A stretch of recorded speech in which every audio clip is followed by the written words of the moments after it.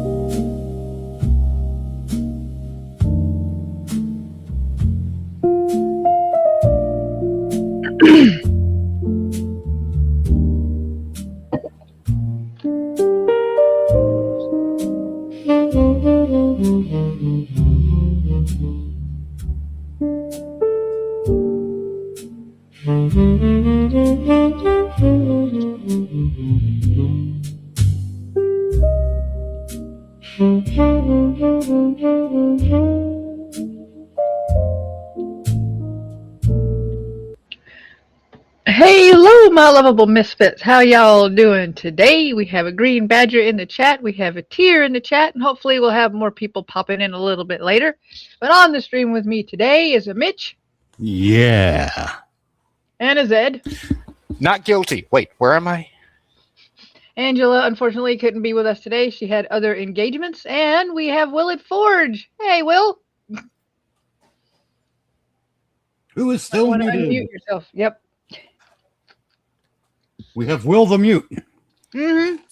Howdy, trying something new. I am literally forging myself today on my lunch break. And since my next few hours of work are all cerebral and not taking calls or anything, going to see if I can hold myself to working with the sound in my ear. Okie dokie.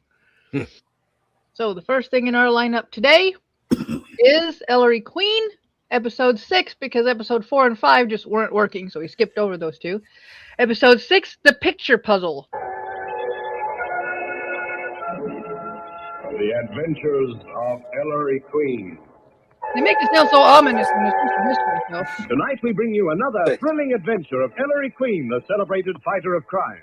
Representing you home The armchair celebrated detective fighter of is crime. world-famous personality Gypsy Rose Lee. You'll hear from her later. As opposed But to a now, puzzle here's your that doesn't host, involve Ellery pictures. Queen.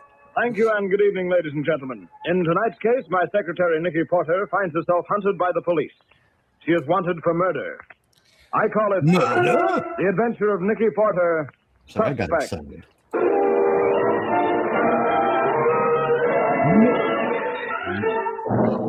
Whoa, whoa, whoa, whoa, whoa.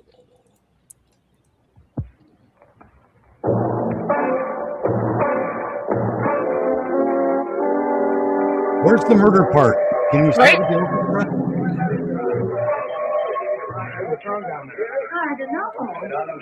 Excuse me. Would you mind letting me through? Now, here you. Oh, hello, Ellery.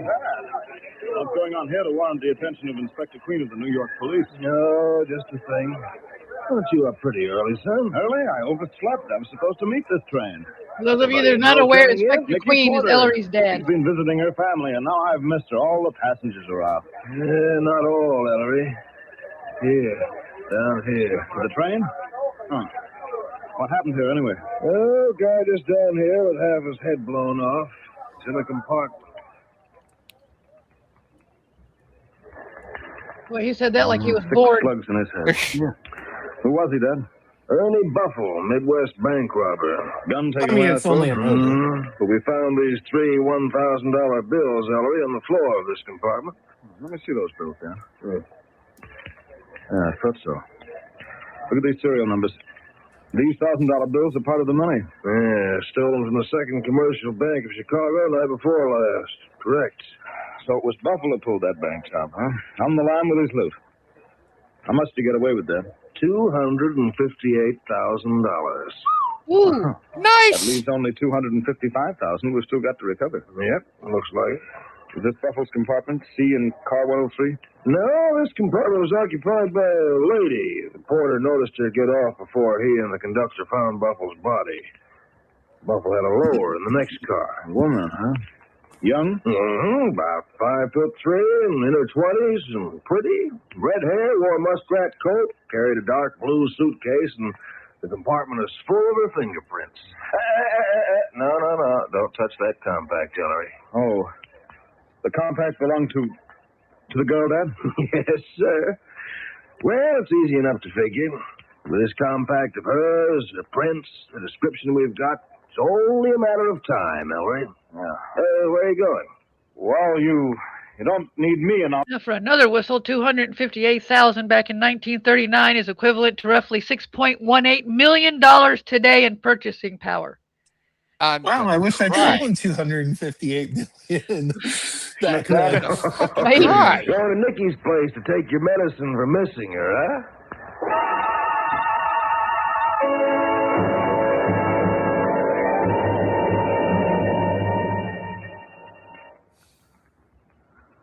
Nikki. Nikki, wake up. Nikki. Nikki, it's Ellery. Ellery, Nikki, listen to me. Nikki, will you listen to me? I was in Kansas City. Nikki, you left Kansas City. You wired me yesterday from Chicago that you'd arrive in New York at 8:30 this morning. The train Were you in a compartment, Nikki? Tell me. compartment. Car 103, compartment Note C. yourself. When you mute yourself Yes? to cough, remember to Oh, unmute. I see. I'm so Good idea. sick. I ate. Oh, Ellery, what happened? Don't you know, Nikki? I can't seem to remember anything. Well, don't you remember Which is leaving slightly the better train? than failing to No. mute yourself, except for when you want to talk. Oh, Right. Look at me. Mhm. Oh, Billy. You were I don't know what any in of that means. a struggle of some sort, Nicky. Struggle? You suffered a violent physical as well as nervous shock. It brought on a temporary amnesia, Nicky. Are we sure it wasn't drugs? I mean, it sounds like drugs. The That amnesia. man. Then you're beginning to remember. Now, Maybe. when did you first see this man, Buffalo? Buffalo. Yeah, the man with the broken nose, Nicky. He's a criminal wanted for bank robbery. Bank robber. So that's why he... Nicky, he's lying on the floor of that compartment dead, shot to death. You left your compact Obviously, there. he's Your shot to fingerprints death are all and over dead. the place. Nicky, you're in a jam. As so opposed talk, to being will you? shot to life. I killed him. I killed Oh, him. Nicky, how did you kill him? Oh, Nicky, any minute now, Dad will realize that the compact, the prints, the description all add up to you. He may be on his way here now. Will you tell me what happened He's not before the he best gets cop, here? but even he's bright enough to figure out that All right, much. Ellery. Right?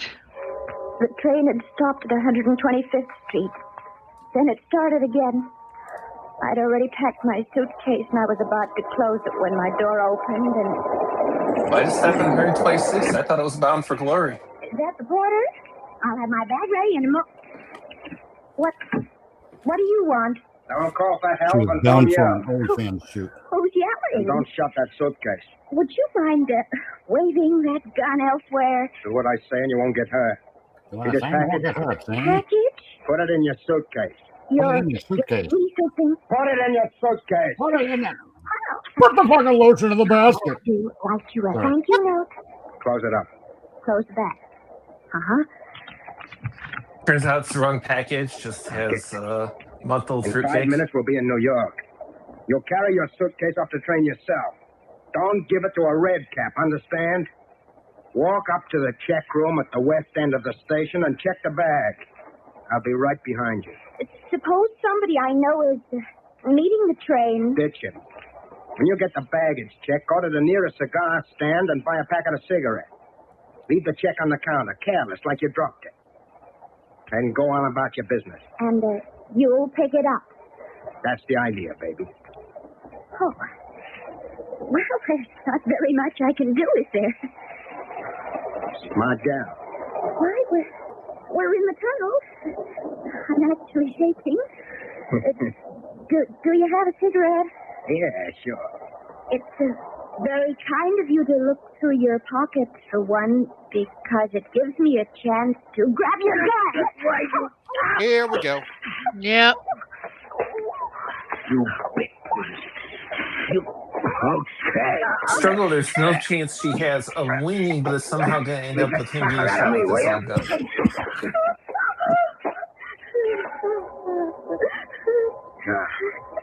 Get up off that floor. We're almost in. Get up or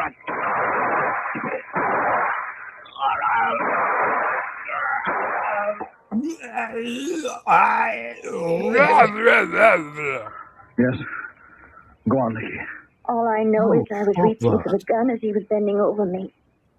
Bending over. It's the last clear recollection I have, Ellery. That and the shots. All in his head. Bend All over at close now. range. I see I brought the suitcase home. Is the package in it, Ellery? No, it isn't, Nicky. It isn't. But there's no question what it contained. The $258,000 Buffalo stole from the Chicago bank night before last. I wonder what I did with it. $3,000 of it was found on the floor of the compartment. And, Nicky, What now? I just found this in the pocket of your fur coat. A gun. All 6 shots fired. I'm afraid, Nicky, this was the gun that killed Buffalo. His own gun. Oh, Ellery. Can't you remember anything? What you might have Which done you with can the rest tell of the at a money? casual glance. I only could before the inspector and... Oh, Ellery, The door. the police. The police after me. Now, look, you're to tell Dad the truth. Meanwhile, I'll be backtracking, trying to find the money. Don't give up, understand? Just hang on. All right, Ellery. That's the stuff. Talk about bad I'm coming. news. Tell them Coming, the truth. Dad. Have you ever dealt with the police? Oh, come right in. Good. Drop the rod. You see, this You're show right, takes Mike. place during an era when we can still trust the police. Sure. Yep. Lawyer, I say Anyway. nothing. Lawyer. I got it, Reader. Yeah, it's Ernie's gun, all right. No hablo That was a inglés. good hunch, Frank. Following this guy from the station. Jude, shut the door. Ellery, I don't understand. Who are they? You followed me here from Grand Central? Yeah. We're three friends of Ernie Buffalo's. We came in on the same train from Chicago. We hung around the station when Ernie didn't get off the train. You, Well, the I'm baby glad doll. I'm Come glad you here. specified what he Me? got off of. What do you want? I spotted you on the train. You were in that compartment. How'd you get Ernie in there? Huh? I didn't. You knocked off my Ernie. Blackie. Steady, brother. Tie him up. Yeah. Stand still with you. Baby doll, before I go to work on you, tell me, what did you do with the dough? I don't know. You're lying. Can't you see she's telling the truth? Steady, pal. Ain't quite finished tying yet. Girlfriend, I'm going to give you one more chance. Tell us where you how hid generous that of dough you. from the bank. Okay. Stop it. Can't you see she's fainted? Nuts. Frank, you sure it ain't here? It ain't in the room. It ain't on either of them. Darn. Wake up. Wait a minute. Look, I'm Ellery Queen, The detective? and this is my secretary, Nicky Porter. I give you my word, Nicky doesn't know No, where that money Ellery is. Queen, the tax accountant. Who do you think? Amnesia. Yeah. She can't remember a thing since she left that compartment. Ellery Queen, the pet groomer. What do we do, Rita? Let's knock out these two and blow. We'll find a door ourselves. Where, Frank? But you Didn't he just mow gave and me edge my lawn Frank. last week? You got quite a rep. You're pretty good at finding out stuff. Okay. You find that dough for us. Wait a minute, you nuts. Shut up, Frank. How's it figure, Rita? Why, I do he'll find the dough for us because we're going to be keeping this doll of his company. In a nice, safe place. Get it, Miss Queen? I get it. If you don't, Nicky gets what she gave Ernie Buffalo, but slower. I'm thoroughly convinced, Rita. And you don't get all the time in the world. 12 hours, Queen. That's all. I understand, Frank. How do I get in touch with you? You'll get a phone call at midnight tonight. Cops! Rita, let's scram. Grab the doll, Juke. Carry her to the car. Come on, baby. I'll figure it. You cover it. Joe, step on it. Negotiate your pretty firm. Not the best way, Juke. Come on, Frank. I'm coming. But before I go, Mr. Queen, I'm going to give you something to remember us by. So you'll know we're not I kidding. wish my hands were free. Wait. So here's to midnight.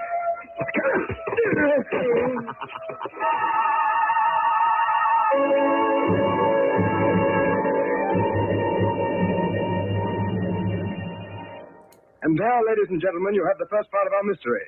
You'll hear more shortly. Well, thank you for telling us that we just see the rest of our mystery. Yeah. Commercial breaks and tell us what's happening over there. Be sure to tell us when you got to go to the bathroom and scratch your ass and when you fuck What just happened? it. I had an episode. That wasn't an episode. You had a They season, phoned yet? sir. Midnight. No, sir. No call yet. But I wouldn't get back in time. How's your head, sir? Oh, never mind my head.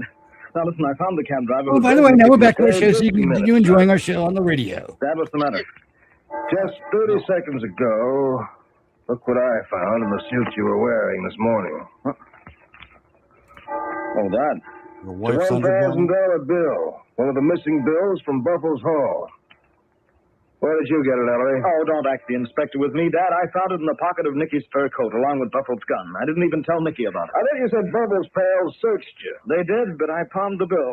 And after they got through frisking me, I simply put the bill in my pocket. Now, listen. It all adds up. I know what it adds up to, Ellery. Once we get Nicky back, I'll do what I can for her, but... Yeah, sure. Where's But that yeah, call? No, turning what were you tables gonna and tell me? killing a Oh, never much mind. larger guy who had a gun on you just doesn't count for What's it, anything Dad? against the murder charge. You don't have Right. to report on Buffalo. Very interesting. What's interesting about... The call. I'll get it.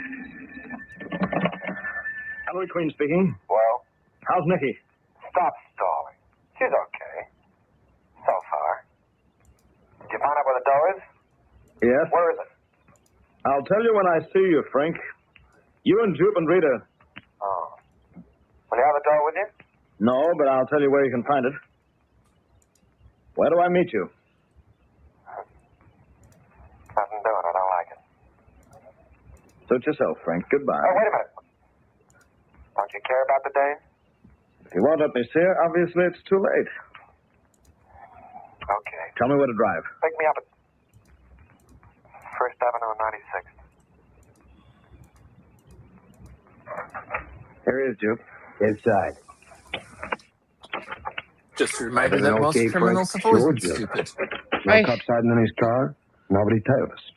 I'll guarantee it. Where's Nicky? Not so fast. Rita, I didn't see you there. Where's Nicky Porter? Where's the dough? No, Nicky. No talk.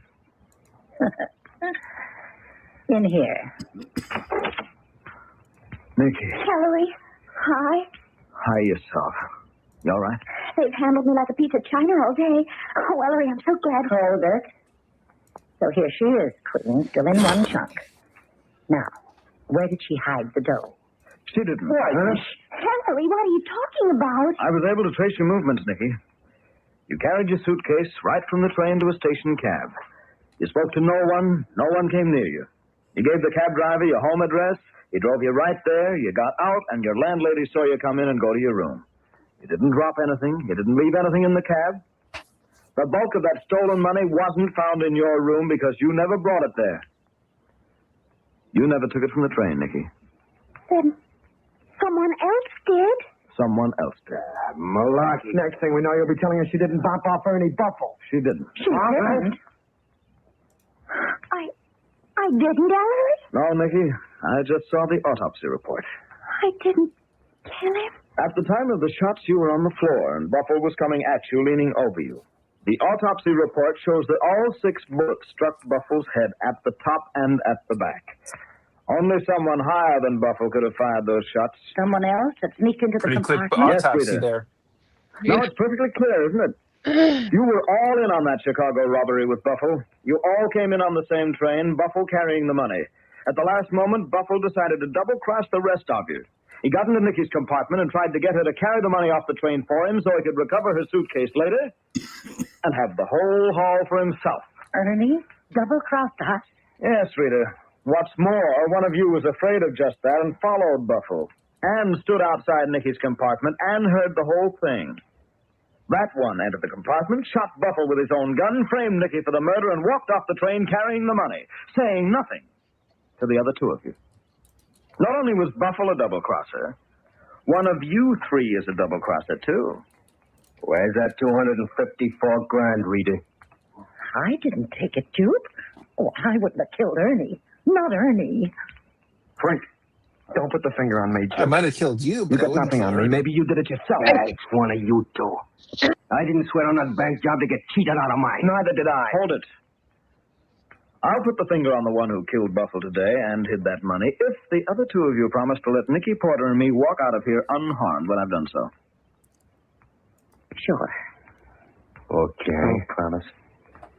No, that's too easy. Suppose you all put your guns on the table first as a guarantee of good faith. Then I've got as good a chance as any of you to grab just in case you, forget your promise. Here's mine. Jupe. Okay. One of them In left. case you double cross Come on, Frank. I got a clear conscience. One of those is a cockeyed liar. Okay, Queen, talk. Who killed Ernie?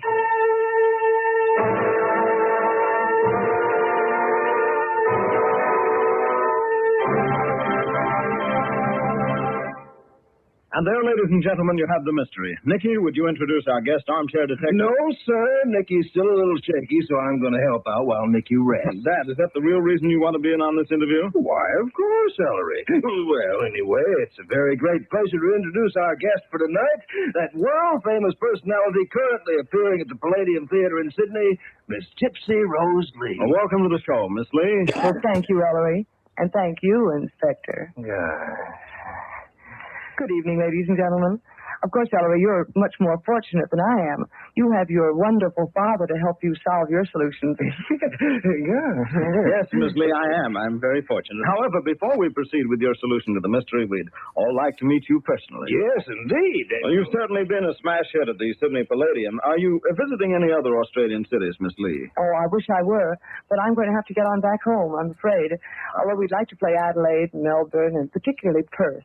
I'd love to see Perth. People have told me it's so beautiful. Well, then, we'd Miss Lee, how do you like the audiences here? Oh, I think they're just simply wonderful. I think you're pretty cute, too. You know that? Well, yeah, well, that's really Miss Lee, of course, you're a well-known mystery writer yourself, too, aren't you? I mean, I've read your mysteries. Mother Finds the Body and the Striptease Murder. Oh, they're wonderful. Well, thank you, honey. Actually, you know, at home, the Striptease Murders wasn't called that at all. It was called the G-String Murders. But they figured that in Australia they wouldn't know what a G-string is, so they'd probably think it was something to do with a violin.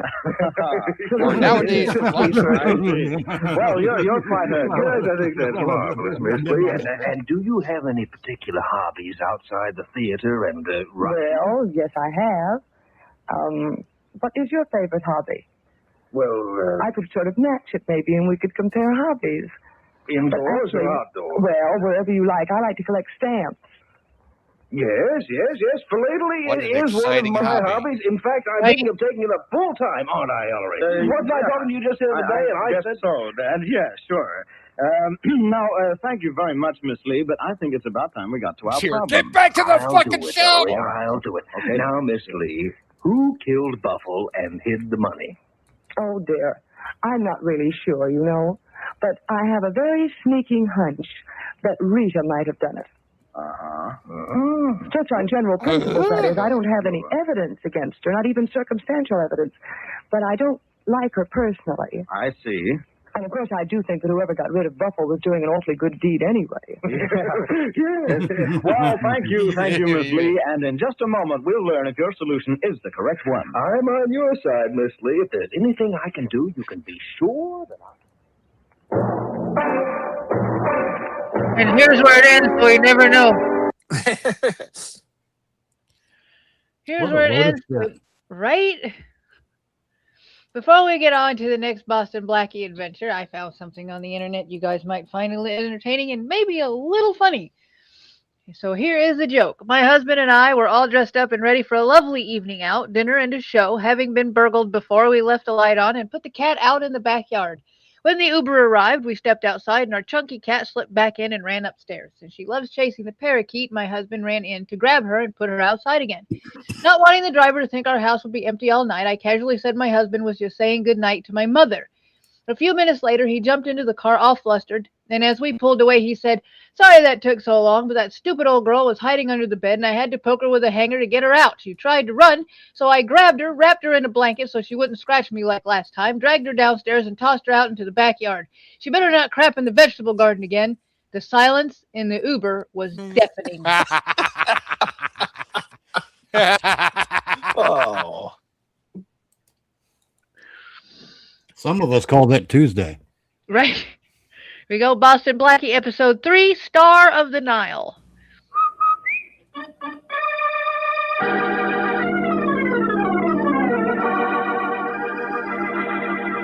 Another underpaid organist. Rinso, Soapy Rich Rinso presents Boston Blackie, starring Chester Morris. This is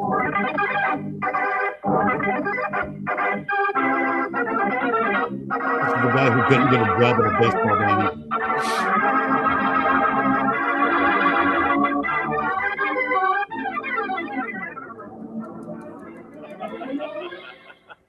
What are you reading, Chief, little Abner?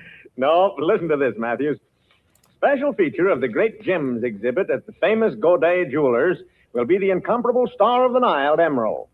One of the most precious gems in the world. So precious that George Stevens, vice president of Godet's, is personally bringing the star to Chicago from Chicago to New York. I don't get the joke, Chief. Sure you don't, because you don't know that Boston Blackie's on the same train with George Stevens. Chief, I don't get it. Well, if I know my Boston Blackie, and to my great sorrow I do, he won't be able to resist a little gadget worth a cool 200 grand. I still don't see what's funny. Besides, Blackie hasn't gone after sparklers in a long time. I know that, but I also know one thing that sparkles that's right up Blackie's alley. Yeah, what's that? Dames. Sure, Chief, but the star of the Nile ain't a dame. Yeah, but Helen Crew Here I is. thought sure would be correct. Okay. Yeah. Something's bound to happen on a train when it's if they want carrying to give those me a three. gem worth George 200,000, Stevens, I Helen wouldn't Carew, complain. and Boston Blackie. Don't expect me to hand off to any dame, but... Well, nobody has to lead Blackie to adventure because somehow adventure always seems to seek him out. In just a moment, we'll hear more about Blackie and the star of the Nile.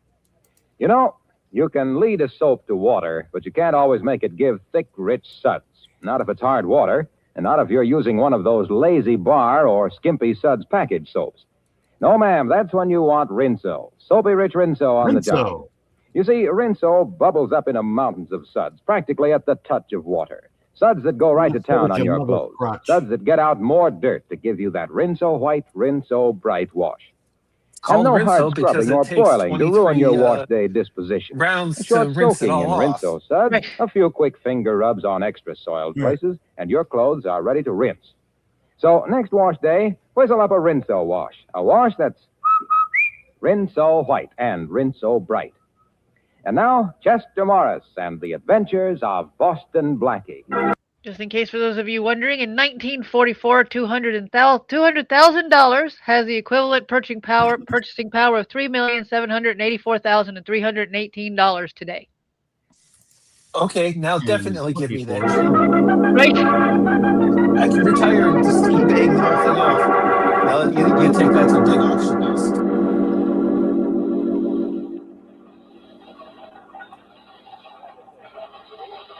It's obvious that an international bank should be established for reconstruction.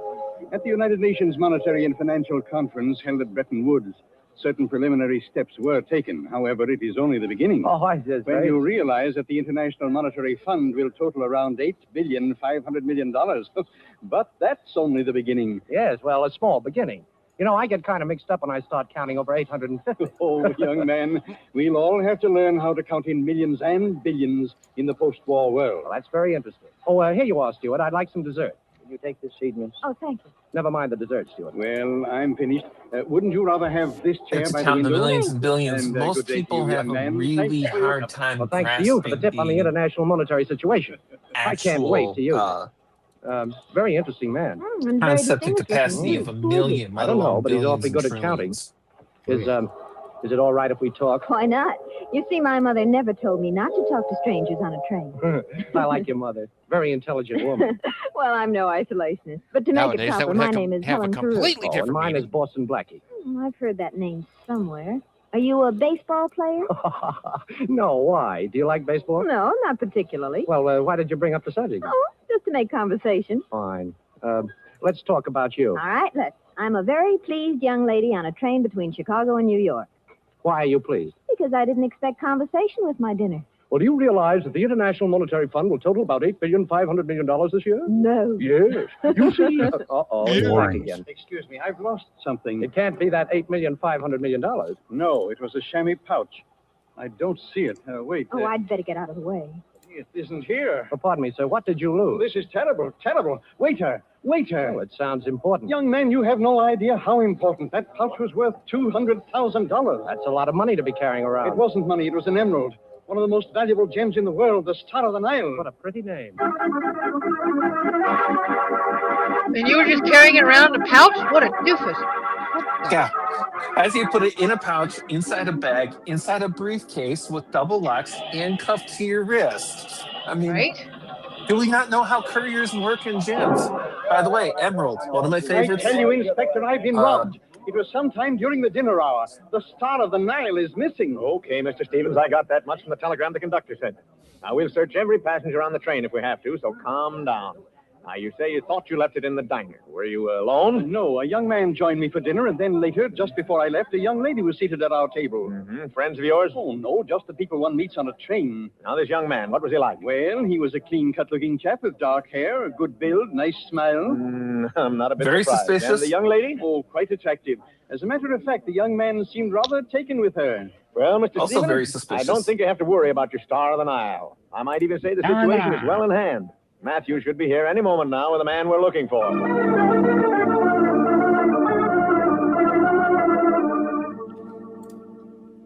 Here he is, Chief. Welcome, Boston Blackie. Welcome home. Your new home. As a matter of fact, I've prepared a special escort to take you there. Well, now, how thoughtful, Inspector. But where's the brass band? All right, come off it, Blackie. Where's the emerald? This is a great shock to me, young man. Well, it's no shock to me, sir. I know my Faraday. He never fails. He never fails to be dead wrong. I'm sorry to disappoint you, Blackie. But you were in the diner with Mr. Stevens when the emerald disappeared. Mr. Stevens? I didn't even know that was his name. Oh, now, Blackie, as if you didn't know that Mr. Stevens was vice president of Goday's and that he was carrying the Star of the Nile to New York. As if you didn't read the papers. Of course I read the papers, Inspector, but I was a little more interested in the fact that we'd just taken Cannes and Saipan. Okay. Now you can tell me all about that at headquarters. Come on, Blackie. Now, look, Faraday, do you mind if I talk this over with Mr. Stevens? Whatever you have to say, you stay at headquarters. Come on. I'll be in touch with you, Inspector. Thanks again. Mm-hmm. Now, about that brass band, Blackie, I'll arrange to have one when we send you up the river. Oh, are you leaving, Mr. Blackie? Oh, yes. Yes, my Uncle Faraday always brings the town car to meet me. Uncle Faraday, my aunt. Well, your Uncle Faraday must have a lot of influence. I wonder when the police are going to let the rest of us off the train. Well, Miss Carew, I'll see if I can use my influence. You see, he happens to be the police. Oh, Uncle, meet Miss Carew. How do you do, Mr. Pleased Faraday? to meet you. I hope this fellow hasn't taken you in, too. Oh, no, Mr. Faraday. On the contrary, he's been very nice to me. Yeah, that's Blackie. Well, you might as well know, Miss Carew. He's being charged with the theft of the Star of the Nile. But that's impossible. Impossible? What do you mean, Miss Carew? I was at the table when Mr. Stevens discovered his loss, and I'm sure that Mr. Blackie had nothing whatever to do with it. You haven't known him as long as I have, Miss Carew. You mean to tell me that Boston Blackie didn't do it? That's exactly what I mean. Well, thanks, Miss Carew, for telling the inspector something that he should have known. He usually goes the long way around. You helped him find the shortcut. Oh, you haven't gone yet, Inspector. No, I'm afraid we'll have to begin all over again, Mr. Stevens. What do you mean? Well, Miss Carew here has a strong alibi for Blackie, and I'm still looking for a loophole, but under the circumstances, I'm afraid I can't hold him. But you're going to do something about it, aren't you, Inspector? Well, after all, you were sure that the emerald must still be on the train. Well, that's right, Mr. Stevens, it is. That's what I tried to tell you before the inspector shut me up. Oh, so you know. Well, come on, Blackie, where is it? I didn't say I knew where. Mr. Stevens, you're rather absent-minded, aren't you? Absent-minded? Why, no. Well, perhaps I'm jumping to conclusions, but, of course, if you'll remember, you left the diner without paying your bill. I did? Oh, not that I minded buying your dinner, Mr. Stevens, but it occurred to me that if you were absent-minded enough to forget your dinner check, you also might have forgotten something else. How could I forget the Star of the Nile? I put it in my vest pocket just before I went into the diner. Oh, are you sure you put it in your vest pocket, Mr. Stevens? Yes. Well, then the whole thing's solved. Oh. You know, all during dinner, I was envying you, Mr. Stevens. I really was. You looked so cool and comfortable in that sports jacket you were wearing, and you weren't wearing a vest, Mr. Stevens. I wasn't? Well, that's absurd. Now, wait a minute. Oh, what's going on here? Vests, sports jackets. Come on, Blackie. Don't you remember, Mr. Stevens? Let me think. I lay down to take a nap just before dinner. Yeah. I got up and dressed, and by George, you're right. Oh. The emerald must be in the vest that I packed in my suitcase. Oh, Inspector, I'm terribly sorry to have caused you all this trouble, and you, young man, and young lady. Oh, thank you. Thank you very much. Good. If Alzheimer's wasn't truly true. How do you like that? You seem to be disappointed, Inspector. Yeah. You know, if Boston Blackie can sit next to a guy in a train that's got something worth $200,000 and not do something about it, I guess it's time I turned in my bag. Well, you should have thought of that before, Inspector. Just think. By now, you could have had a cottage, a couple of cows, a victory garden, instead of that pet ulcer of yours. By the way, what do you call it? Boston Blackie. What else? Why, Inspector, how sweet of you. Naming your first one after me.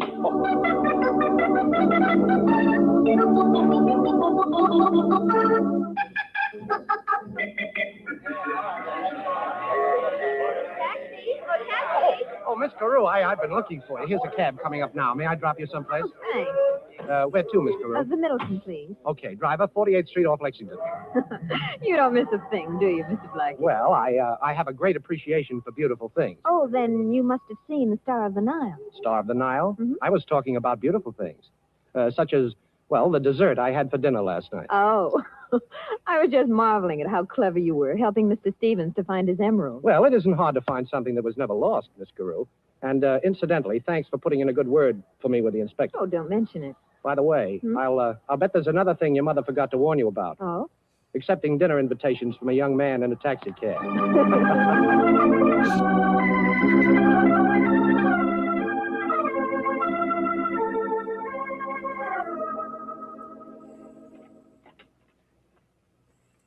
I told you not to disturb me, Miss Everett. I'm too busy to see... Oh, who are you? Louis? Louis? Yeah. Miller said you wanted to see me. Oh, yes, Mr. Louis. Won't you sit down? Now, look, let's get this straight, Mr. Stevens. I don't know you, but Miller said you had a job for a guy with fingers. Well, I wouldn't exactly put it that way, Mr. And another Louis. thing, Mr. Stevens. This is strictly business. Miller says you want me to open up a safe down at Goday's and lift a hunk of jewelry. Well, now... And what's more, Mr. Stevens, I know you're vice president of Goday's. That's your business, but it ain't mine. And if you're worrying about what might happen, you're in a swell spot. After all, who'd the judge believe, me or you? Well, I'm glad we understand each other, Mr. Louis. The emerald has already been deposited in the Goday vault, and since the So exhibit he's will hiring open tomorrow, somebody to there's no steal the reason gem for any further delay. from his own vault. Can we say insurance fraud? Pretty much.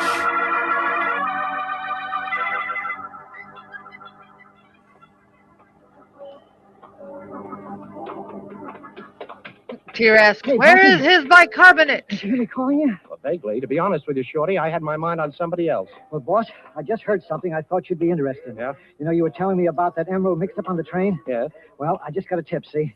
Somebody's going to crack the Goday safe for that emerald. When? Midnight. How straight was this tip, Shorty? A very reliable tip, boss. A Fingers told me. Fingers? Oh, that's too big a job for him. He's only got 10. Well, that's what the man said. He said that. That small-time safecracker. I guess I'd better go down and help him out. But before business, pleasure.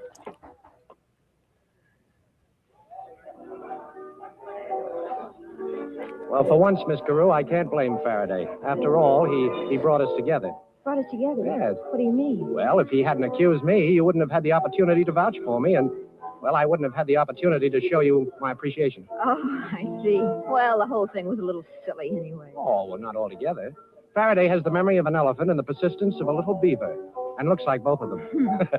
If anything happens, it's got to be Boston Blackie. Oh, that's a nuisance, isn't it? Oh, I don't know. Faraday hounds me, but it's good to have him around at the wind-up. Blackie, I don't quite make you out, but I like you. Thanks.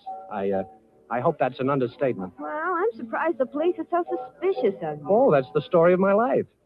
You see, Faraday has good instincts, only he picks the wrong person. If he knew, for instance, that tonight I may have something to do with robbing a vault, he'd become suspicious right away. But, of course, you haven't anything to do with that. But, of course, I have.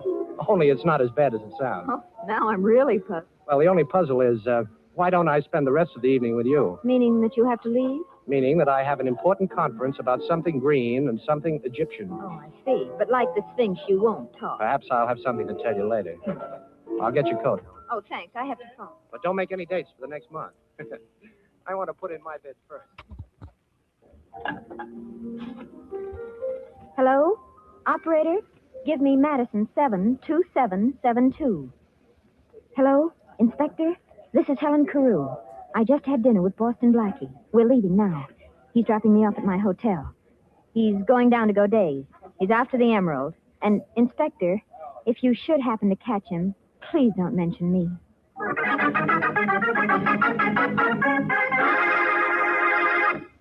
The flowers that bloom in the summer have nothing on your pretty cotton washable dresses, ladies, not when it comes to eye-filling loveliness. And say, you were particular to pick out just the dresses you wanted, weren't you? Well, then you ought to be just as particular about your soap. That's when you want Rinso. Wash after wash, Rinso leaves your clothes bright and new-looking because those power-packed suds get out more dirt. Yes, you'll be proud of your Rinso wash. I bet you'll join our chorus of women who have learned to sing their way through wash day like this.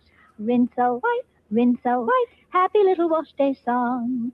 Rinso white, Gertie sing it all day long. You'll find that the friend has a message to send, so listen, you can't go wrong. I know women sing when we did laundry back then. Rinso white, happy little wash day song. So get Rinso tomorrow. And now Think back so. to Chester Morris. Sounds like The a Adventures of He-Man Boston character. Blackie. I don't think they're actually singing that when they're doing it because the tempo doesn't fit well for laundry.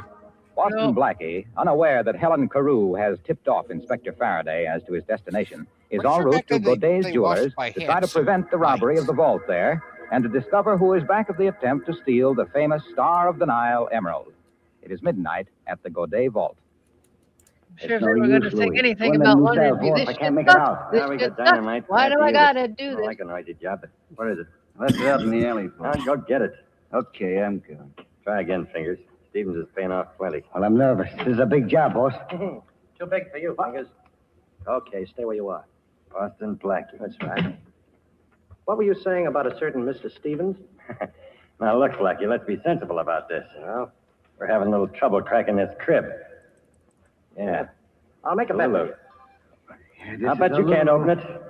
Are you kidding, Fingers? I'll make a good bet. All right. So it'll pay you to try. Well, I'll make a bet with you. Not the kind of a bet that'll pay you in money, but it might save a few years of your life. Huh? Yeah, all you have to do is talk. Yeah, we'll talk, Blackie. But drop your rod first. Oh, so you got a little playmate. Okay, take your gun away from my back. Get it, Louie. I get it. You know, Blackie, this is a happy coincidence. As I said before, we can use you. Only now the bet's off. We're just gonna do it. Come on, get those fingers working. And, That's suppose nasty. these fingers can't open the vault. And the We next got away time with you that go to kind of buy thing back gloves, then? you better look for mittens.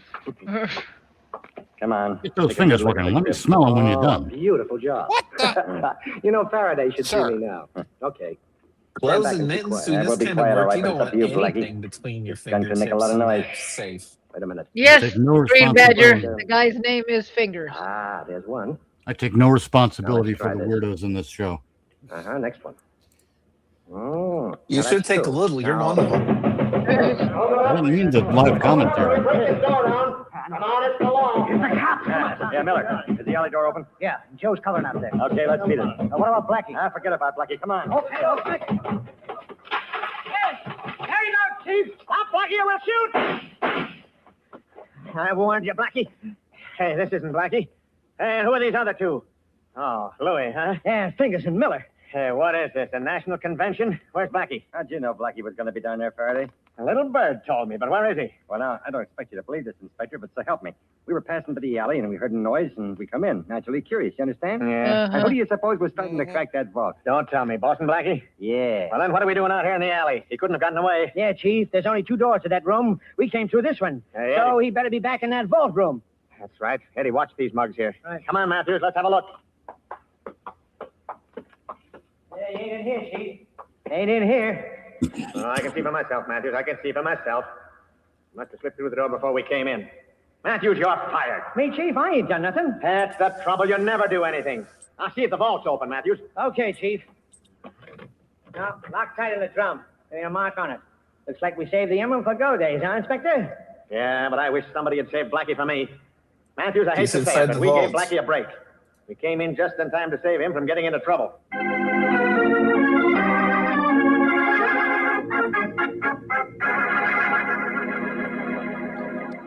I just sit here the entire show wishing I had a I just pencil-thin wanted to thank mustache. you, Inspector, for preventing the robbery last night and catching the thieves. Don't mention it, Mr. Stevens. Tell me, did they have a chance to open the vault? I am so Nope, glad you got we were that Johnny on the reference, spot. They never even got started. Well, Inspector, I can't thank you enough for the fine job you've done. Fine job. Nothing ever happens. Nobody steals anything. Listen, Mr. Stevens, if somebody should steal that emerald and I catch him, then you can thank me. What burns me up is that Boston Blackie was down there, too, but he got away. Boston Blackie, he got away. Are Yeah. you sure the vault wasn't opened? Sure, we tried it. It was locked tight. Well, that's fine, but to be on the safe side, I'd better check up. I'll go right down to the vault myself.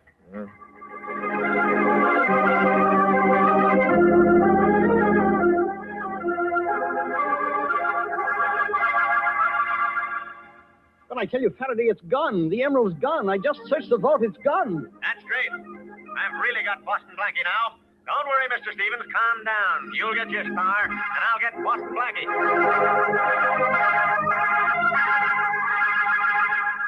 Yeah, That's can you what get a happened, new Helen. organist while Faraday you're at it? collected 3 mugs, Right. and he didn't seem pleased about it. Blackie, how did you get out? Well, while Faraday was rounding up the other mugs, I got the last number of the vault's combination, you see? I opened Just the door and unplug stepped in and so then just closed unplug it. the You might organ. have been locked in. I was locked in, fortunately, because somebody tried the handle of the vault later. Hmm. You see, Helen, modern vaults have an anti-holdup device. What's that? Oh, it's a sort of gimmick that locks the door from the inside. Well, I just pushed the lever.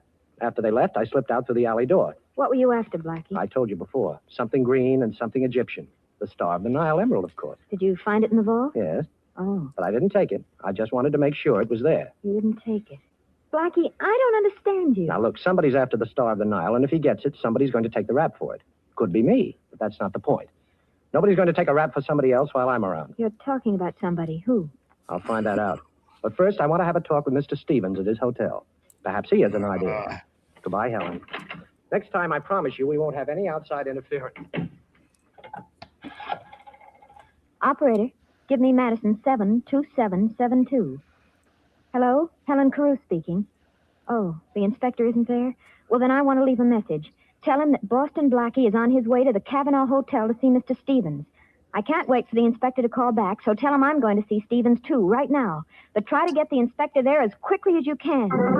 I think she's the dirty one.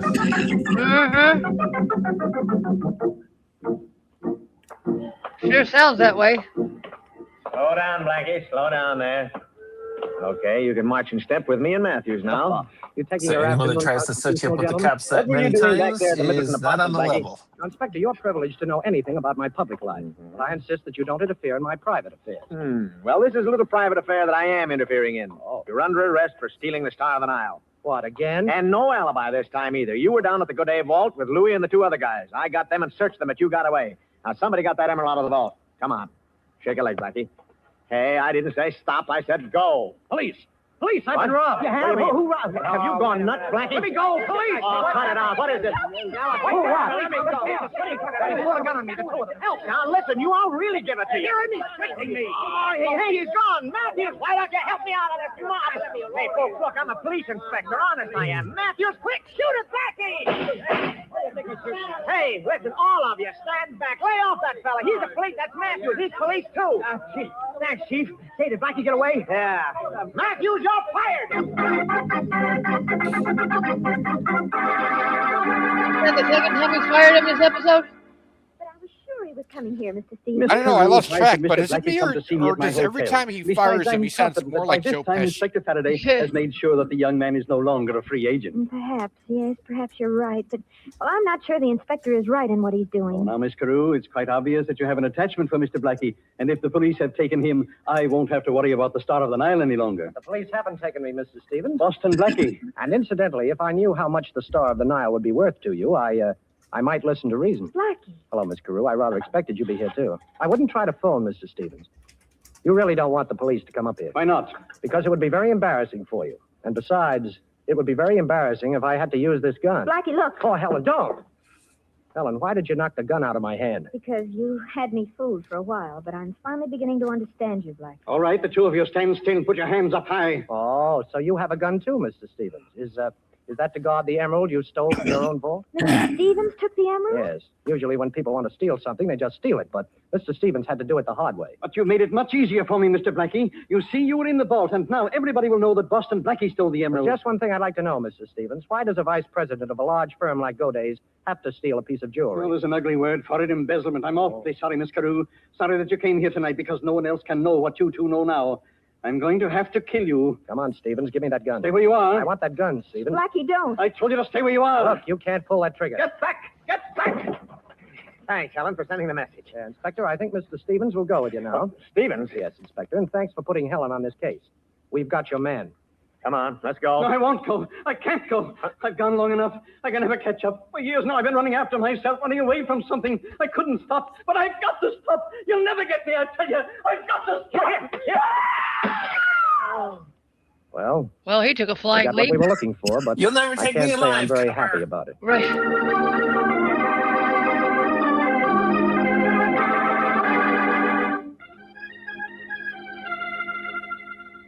Well, Faraday, this time I've really got to thank you.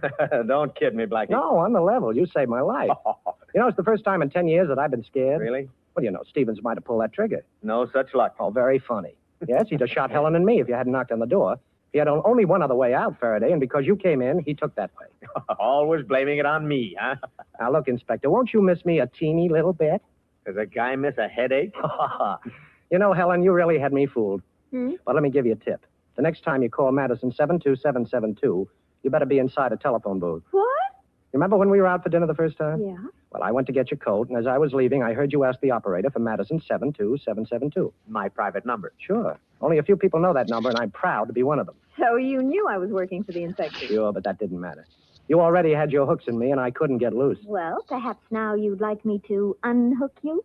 Oh, honey, with you, anything goes. By hook or by crook.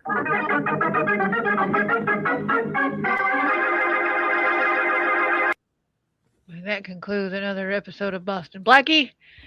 And before we get on to the adventures of Nero Wolf, we have come to the part of the show where I ramble endlessly to make sure everybody has their commands because it is time to shill. In houseofgeek.net, because .com was taken, you can find all the many ways that you can support what I do on the website, as well as short stories that I have to finish eventually and reviews by our own Mitch. Now it's Mitch's turn. Oh, goody. I'm trying to find the right dates here. That ain't working. There it is. What movie is it? Oh, yeah, I remember now. But before we get to that, we have tonight's adventure on Minions of the Zoo. I don't remember if we're in space or defending the world from super evil bad guys. But who knows? We'll find out. That's tonight at 11 p.m. Eastern on Minions channel. Then, while I've been saying all that, I should have been typing this in, but of course, I have forgotten to do so. So, this week on Never Watch Alone, Thursday at 5 p.m. Eastern, we'll be watching, heckling, and reviewing an old, I'm going to say it's a semi-classic called Idle Hands. Never seen it before, so I'm looking forward to being really annoyed at dope head culture. Because I'm a grumpy old fart. And now, off to the next guy. And now we have Zed. Oh, we do? Oh, shit. Mm-hmm. Hang on. Filler text. Ko-Fi link coming up. If I can spell the command correctly, there we go. Followed by my Cash App. And my computer is moving slower than I thought it would. And finally, the free cash referral link. And that's about it. For the love of God, I need beer money. All right, and unless Will has anything to shill? I guess not. We shall now go to the new adventures of Nero Wolf, episode 4, Careless Cleaner. Will is muted again. Mm-hmm. Stay tuned for Nero Wolf, which follows transcribed in 30 seconds. What's on the menu at Duffy's Tavern tonight? Because I Well, am there's working. a full serving of laughs with Archie the manager, played by Ed Gardner, and his unpredictable friends, Miss Duffy, Clifton Finnegan, and Eddie the waiter. It's Duffy's Tavern later this evening over most of these NBC stations. And this Sunday, the big show comes your way once again with Bob Hope, Jimmy Durante, Perry Como, Jose Ferrer, Mindy Carson, Eddie Cantor, Meredith Wilson and his orchestra, and many, many more. And of course, your MC once again will be Tallulah Bankhead. That's this Sunday for the big show. Now, ladies and gentlemen, we take you to the most famous brownstone house in New York City, the one located at number 601 West 35th Street. Oh, Mr. Wolf. Mr. Wolf. Want something, Archie? Would you be interested in taking on a case involving a woman who was found stabbed to death in one of New York's fancier men's clubs? Can't you see I'm already occupied, Archie? My Oncidium hybrid is ailing. But, sir, cash. C-A-S-H. Remember, you need it to live on? Well, you're actually learning to spell. You'd better learn to count. We're broke. Thank you, Mr. Goodwin. Now, if you'll just go away and stop interfering. Oh, just a minute. Yes, sir? On your way out, switch on the fan.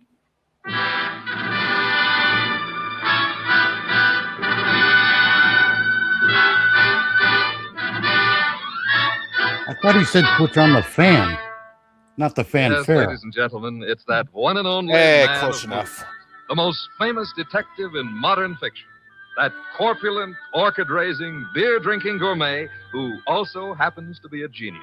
Rex Stout's incomparable Nero Wolfe, starring Mr. Sidney Greenstreet. Tonight, Nero Wolfe's long-suffering assistant, Archie Goodwin, tells us of the case of the careless cleaner.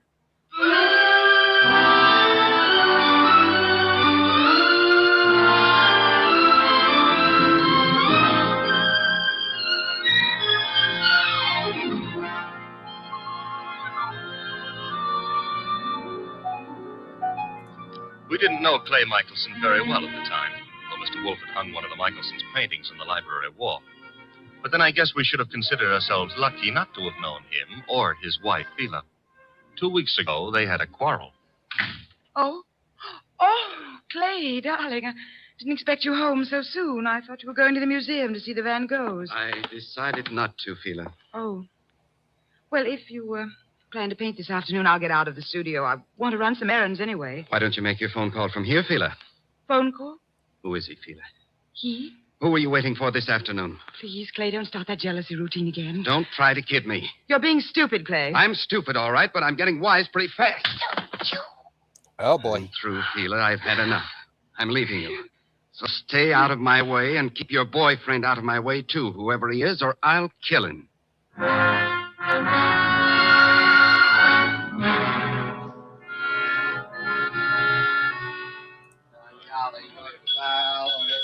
He's a jolly good fellow. Yes?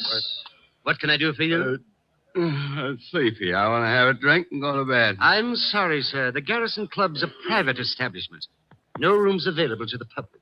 You think I'm drunk? Oh, no, sir. Why do you suppose I came here? And I'm sure I wouldn't know, sir. I'll tell you why. I came here to see my old pal Lou Saunders. That's why. You know Mr. Saunders. Do I know? Look, I paint him. Lou sells him. Mr. Saunders is your agent? I'm Clay Michelson. Just call Mr. Saunders. Clay, what in the world? Lou, tell this guy who I am. But I'm sorry, Mr. Saunders. It's all right, Mr. Murphy. You see? Let's go have a drink. Yeah, sure, Clay. Yeah. You know what, Lou? I left Phila. I walked out on her. Is there something I can do, Mr. Saunders? Yeah, have someone fix a bed in the other room of my suite. Mr. Michelson will be staying with me. At least for tonight.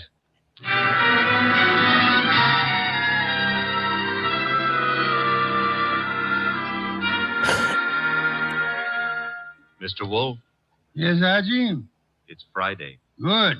Fish for dinner, then. Nope, I was not referring to dinner. You were not? I can think of nothing more interesting at the moment. Oh, I can.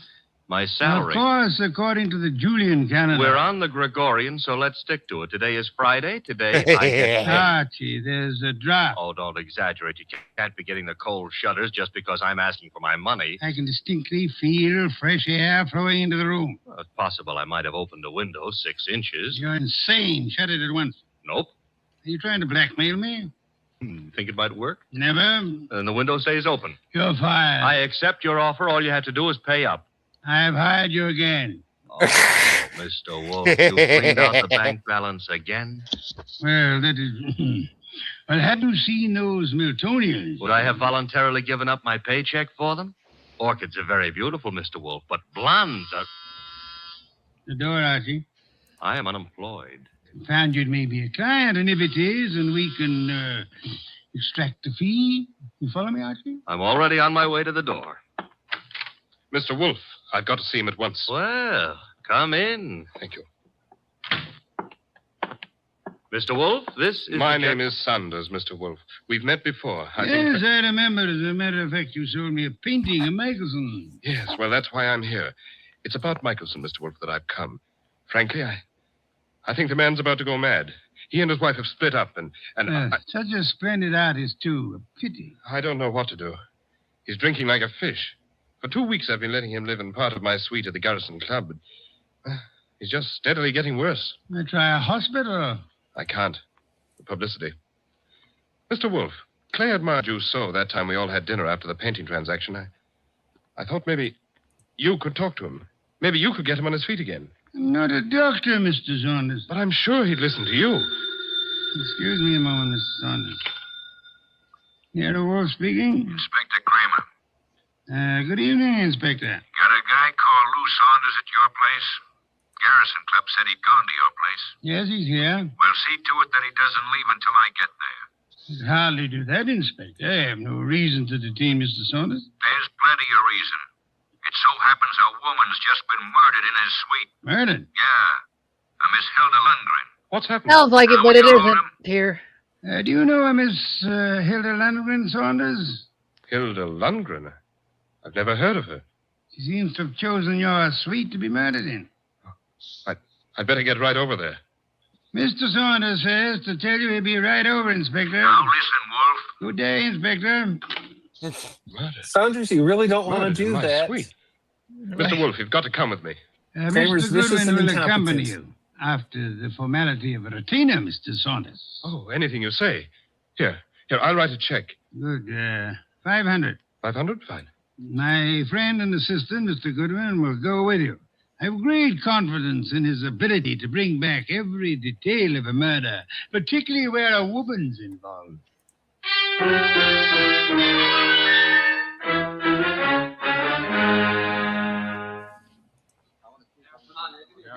Okay, you photographers, picnic's over for tonight. Pick up your stuff and get out of here.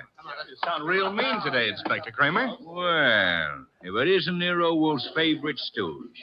What are you doing here, Goodwin? I got bored with my knitting. Look, I wasn't asking for humor. I'm Louis Saunders, Inspector. Saunders?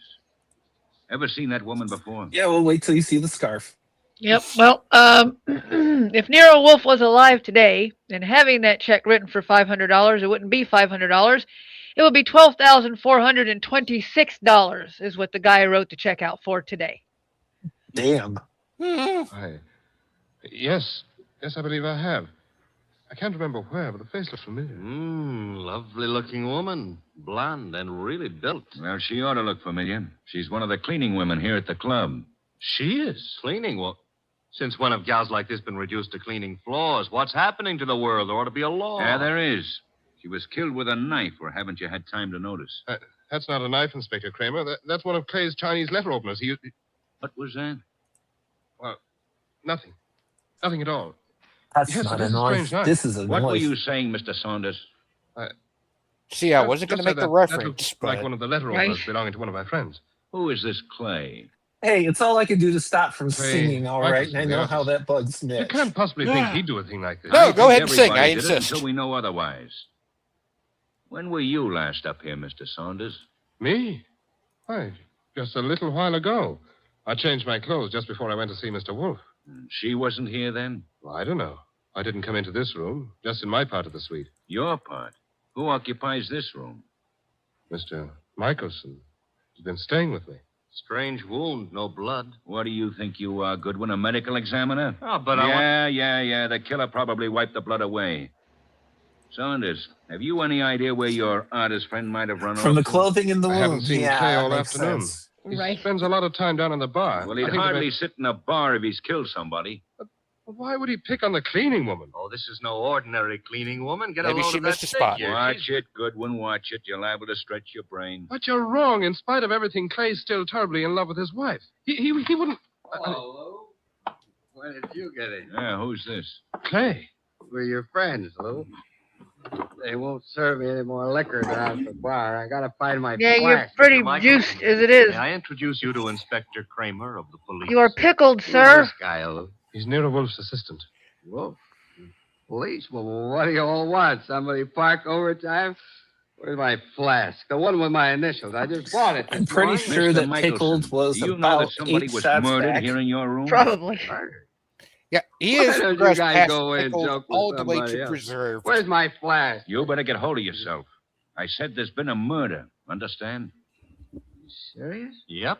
And I wouldn't be surprised if Inspector Kramer here considers you top suspect. Me? They think I did it? You better pull yourself together, Clay. Yeah, because I got a lot of questions. Excuse me, the phone. Now, sit down, Mr. Saunders. I'll answer it. Hello? Hello? Hello? This is Fila.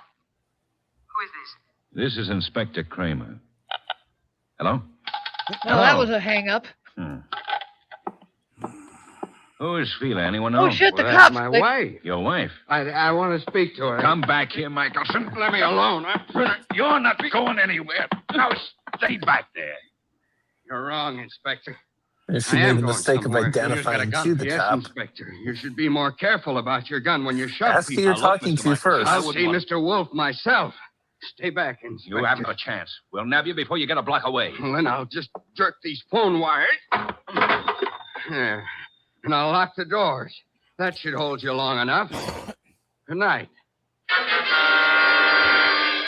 Because none of them has a key. Right? Well, you know, he's drunk. How many people think properly when they're drunk? Nero Wolf speaking. Wolf Kramer. Indeed. Yeah, do you want a drunk, incompetent client? Hold him, why? Not more than 10 minutes ago, he held me up at the point of a gun. He carries a gun. It was my gun. Careless of you, Inspector. Goodbye. Come in. Mr. Wolf? Yes? My name is Clay Michelson. Yes, I was rather expecting you. You've got to help me. They think I murdered someone. You shouldn't have run away from the police. I've been drinking a lot, but I wouldn't murder anyone. Fela'd tell you that. Your wife. Was she the model in that painting of yours I purchased? What difference does that make? I tell you, they're after me for murder. You obviously loved your wife deeply at the time you painted her. Oh, here you are, Mr. Wolf. Michelson. Clay. Good Lord, man. The police are on their way over here. He came for my help, Mr. Saunders. Oh, I'm glad he did, Mr. Wolf. But we left Inspector Kramer talking from a phone booth. He'll be here any minute.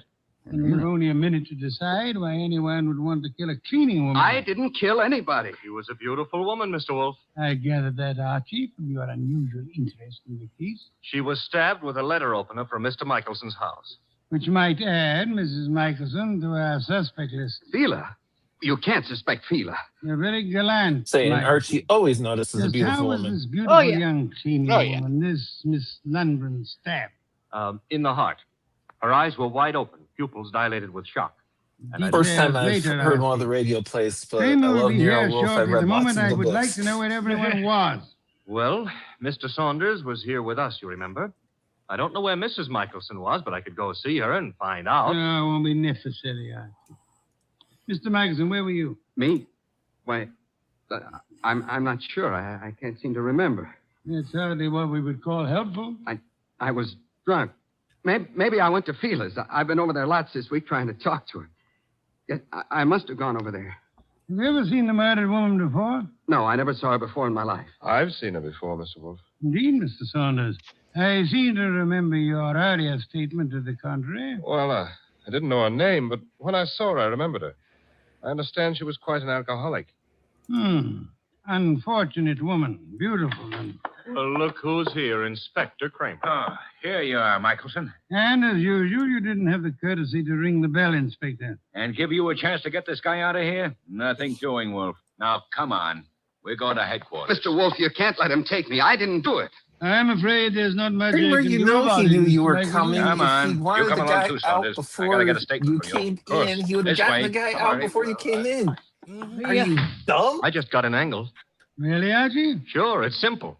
Saunders been going for this beautiful cleaning babe. Clay worms in. Saunders kills her. Perhaps there was jealousy somewhere in this case, Archie. Nero Wolf speaking. Mr. Wolf, this is Fila Michelson. You don't know me, but you once bought a painting from my husband. I've got to see you, Mr. Wolf. You've got to help me.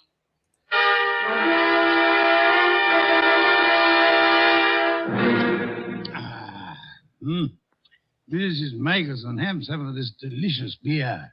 Another can, Archie.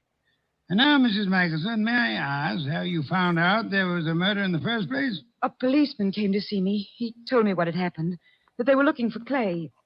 I don't know what to think. He's temperamental, he's jealous, and he's sometimes violent, but can't imagine anything like this, not Clay. Maybe some of those friends of his, but... You don't care for your husband's friends? No, They all live off him. They're leeches. Mrs. Michelson, did your husband come to see you this afternoon? This afternoon? No. You're quite positive? Oh, yes. That was his alibi for the time of the murder. He said he went to see you. Of course, he was fuzzy, usual effect of alcohol on the brain cells, but... Mrs. Michelson, might I be a little indiscreet for a moment? Indiscreet? Have you been seeing some other man? I don't know what you're talking about. Please, Mrs. Michelson, I'm afraid your face gives away more than you tell. I thought we were here to talk about a murder, Mr. Wolf. Indeed, but your husband's jealousy might well fit into that category. Clay, imagine things. You're a very beautiful woman, Mrs. Michelson. Now, if you'll try telling me the truth, perhaps we can accomplish something. But I tell you... All right. So I thought I was in love with another man. Your husband suspected but didn't know, huh? No. Clay didn't know. He wouldn't have given me a divorce anyway. You sound as though you want your husband back. I did, but I didn't even know where he went. Indeed, Mrs. Michelson. Archie informs me that the murdered woman was quite lovely. What are you trying to suggest? You said yourself you wanted your husband back. Yeah, one woman jealous of another, that's always murder. Why, that's stupid. Clay wouldn't play around with a maid. Not always. It's stupid. Clay Most loves of the me. time I'm not it's jealous Cat. of anyone. No one, do you understand? Archie, if you'll see Mrs. Michelson home. Yes, sir. Thank you. I can find my own way. I prefer Here, I think you Archie heard to it you, from your Mrs. own stash, Michelson. You because want remember, I my keep help, track of all don't this you? stuff on a spreadsheet. Thank you. Thank you, Mrs. Michelson. If you will just wait outside for a moment, please. Because if we would have heard What have you this got in before, mind, Mr. Mitch Wolf? and Zed would have already Try said something. exercising your own judgment just once, Archie. You mean she's the one who's jealous? Perhaps, Archie. Perhaps she may want us to think she was jealous. Perhaps she actually doesn't want her husband back at all, only to pin a murder on him. Oh. You see, in this case, it would be simpler than divorce. Yeah? Yeah, she might just be trying to get rid of him. She might, Archie. But then she's a woman, so don't count on anything. She might even be telling the truth.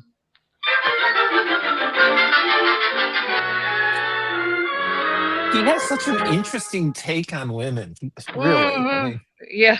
This is where I live, Mr. Goodwin. but still Nice. understands Very them better nice. than most people. I like Greenwich Village. I'm trying to figure out why I'm Mr. Wolf... trying to figure out how much of it is I'm a sucker for just an beautiful women. act. I wonder. Archie, Huh? does Mr. Wolf believe me? He hasn't made an official statement yet. Nice furniture and things. You sound like an appraiser or someone looking for something. That's because it's November. Mr. Wolf sent you to search my You apartment. could be wrong. I don't... Oh. What's the matter now? Thought you said your husband hadn't been here today. He wasn't. And what's his flask doing among these papers on the desk? Very prettily decorated with his initials. He was looking for it at the club. Flask? I don't know what it's doing there. Yeah, sure. You're trying to help, Clay. Right into the electric chair. But- His only alibi was his being here this afternoon, and you said he wasn't. Then what is his flask doing here? He said he just bought it this morning, so he must have been here today. I don't know what you're talking about. Where's your phone? Well, you've got things wrong. I don't know anything about that flask.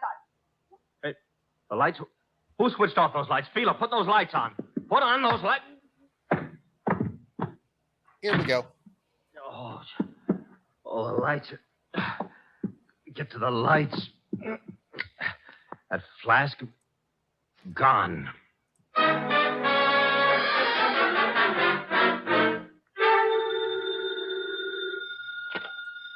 Nero Wolf speaking. Wolf, where's Fila Michelson? Fila, perhaps you might try the lost and found, Inspector. Now, look, I don't want to work your place. I thought you were interested in Clay Michelson. Well, I let him and Saunders go for the present. They're clean until I get the medical examiner's report. Oh, when will it be ready, by the way? An autopsy takes time, you know that. Where's the Michelson woman? I believe she had a date with Archie. Why do you want her? I'm sure it never dawned on you, Wolf, but this cleaning woman who was killed was some dish. Maybe Mrs. Michelson was the jealous one. Your thinking is beginning to bear an amazing resemblance to Archie's, Inspector. Also, it maybe never dawned on you that Fila Michelson hasn't offered an alibi for the time of the murder. You're right, Inspector. Yeah, you are. Come on, Wolf, quit stalling. Where's Fila Michelson? What? Oh, I really don't know, Inspector, but perhaps as a last resort, of course, you might try her home. Good night, Inspector. Never a dull moment with Wolf or Archie talking to Kramer, and Kramer always a day late and a dollar short. Right. Inevitable. What's the Moment inflation coming. conversion on that one? Come in. Mr. Wolf. Oh, thank heavens you're here. I always am. Where's Modern Mr. day Goodman? equivalent I don't understand of how 6 it happened. I CSIs. swear I don't. What happened? I haven't got any idea how it got there. Got where? Calm down, Mrs. Michelson. I- Now, just what got where? Clay's new flask. Your assistant Archie. He came home with me, and that new initial flask was there. He thinks Clay was there this afternoon, and that I'm trying to frame him or something. Oh, here you are. She's here, therefore. This is our gal, Mr. Wolf. She's been lying right down the line. I tell you, Clay wasn't there. Then why did you give me this clout on the head and grab the evidence and run? I didn't hit you. I ran, but I didn't hit you. And I didn't take that flask either. Oh, next thing she'll say there wasn't any flask. Stop gaping at Mrs. Michelson, Archie, and open the door. Yeah, sure. Well, Mr. Wolf, they let Clay and me go for the... Sheila, what are you doing here? After your visit this afternoon, Mr. Saunders, she decided to come down and see me. After my visit? What makes you think I was at Felix? It was Mr. Saunders, not your husband, who came to visit you this afternoon, wasn't it, Mrs. Michelson? I don't have anything to do with Mr. Saunders. And might I ask why you called him today?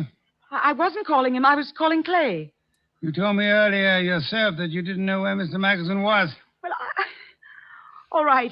So what if it was Mr. Saunders who came this afternoon? As he has for many afternoons. What are you trying to get at, Mr. Wolf? Saunders? He and Fila? Yes, Archie, Mr. Saunders, the artist's friend and agent, happens to be the one who was making a fool of the artist. But that's all over.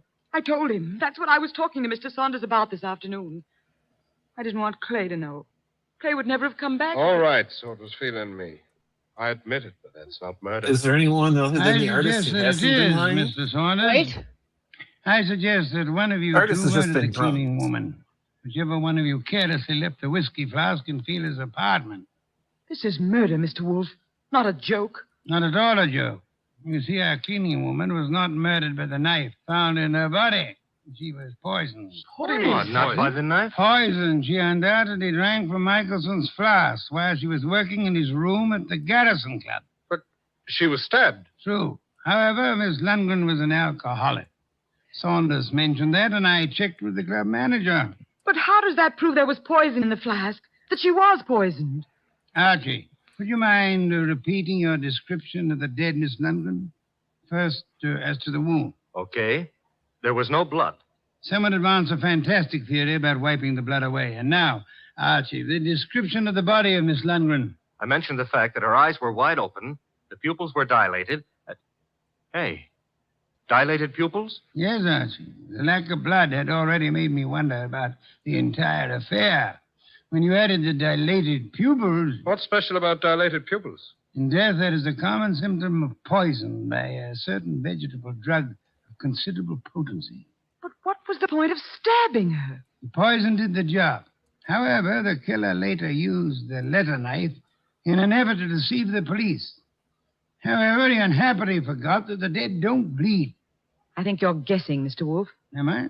All I can say is that I was at the pool in the early afternoon. I don't think Wolf ever guesses. No. You're very certain you were at the club pool when the murder was committed, Mr. Saunders? Certainly. From 1 until 3. Excuse me, please.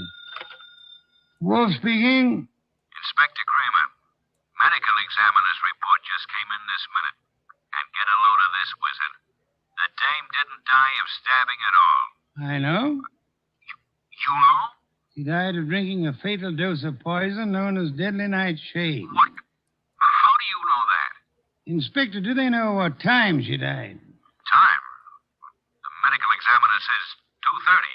Thank you, Inspector. Oh, incidentally, if you care to drop over here, you may pick up the murderer. Goodbye. I heard him, Wolf. She died at 2:30. As I told you, I was in the pool at 2:30. Which is exactly how you prove yourself a murderer, Mr. Saunders. Oh, I proved myself... Even the police didn't know what time she died. Until just now. And the body wasn't found until the evening. How did you know she died between 1 and 3? I didn't know, but... You probably were at the pool at the time. The maid drank the poisoned whiskey you put in the flask of your friend Clay Michelson. I tell you, you're crazy. You planned to get rid of They call Clay, that who stood in guilty the way of your knowledge. marrying Yeah. Fila. When you came back And to it your room at is 3 and as found that the maid deadly had drunk as a it instead, confession. you stabbed her with Clay's letter opener to cover up the real cause of the murder and throw suspicion on Clay. Oh, this is nonsense. Ridiculous. The And silly thing- then, when you learned that the woman for whose love you were willing to commit murder was through with you, you took Michelson's new flask to Fila's home, confident that it would be found there. Yes, and then he attacked me and stole that flask again in order to make it look like Fila had done it. Exactly, Archie. Mr. Saunders, the chances are that your fingerprints will be found on that whiskey flask, and they'll be able to trace the poison to wherever you purchased it. The chances are... Oh, no, you don't. Careful now, all of you. Guns bore me, Saunders. Oh, yeah? I'm leaving. You are Clay! Oh! Clay.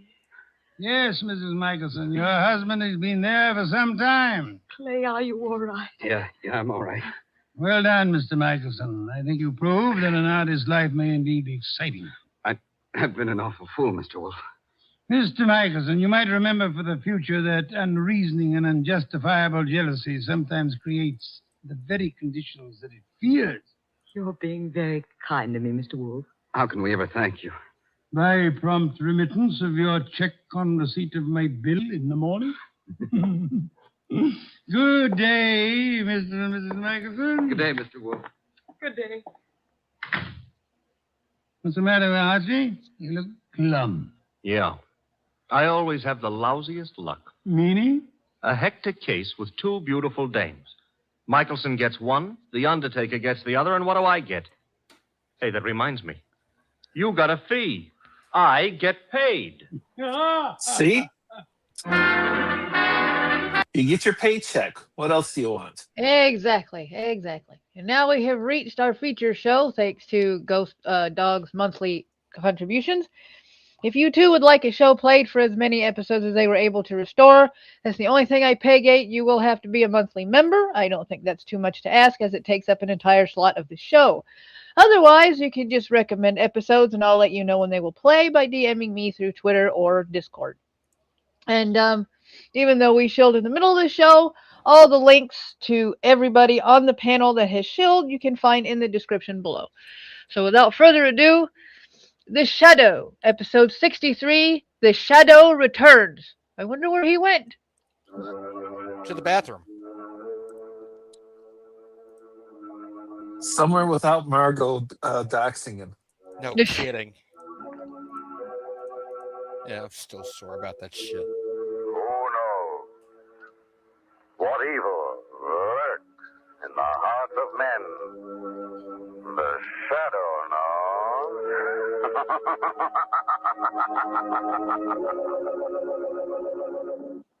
Today's story, The Shadow Returns.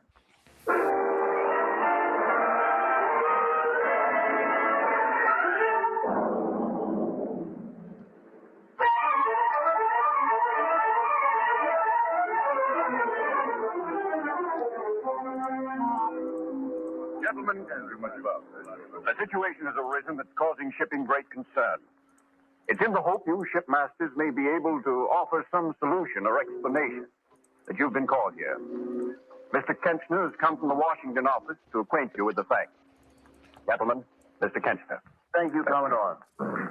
Gentlemen, during the past few months, we've been getting reports of an alarming series of strange accidents aboard incoming ships.